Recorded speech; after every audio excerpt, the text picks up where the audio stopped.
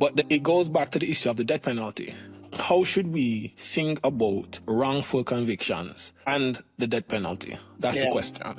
Yeah, no, a very important question. I mean, it was really a series of wrongful convictions that led England to abolish their death penalty in 1965.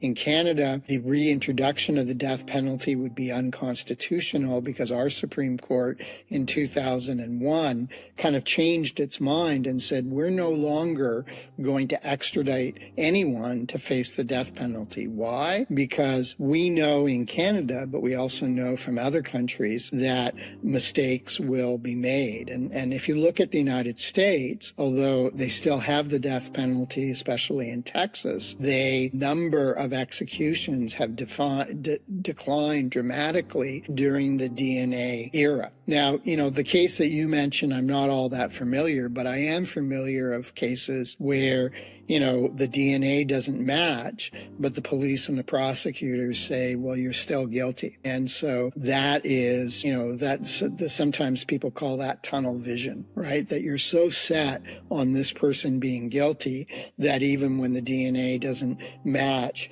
you kind of come up with some other idea. I mean, Donald Trump probably thinks the Central Park Five are still guilty, even though the DNA wasn't theirs and the real person's DNA and the real perpetrator of again, an awful crime that scared and disgusted everyone for understandable reasons.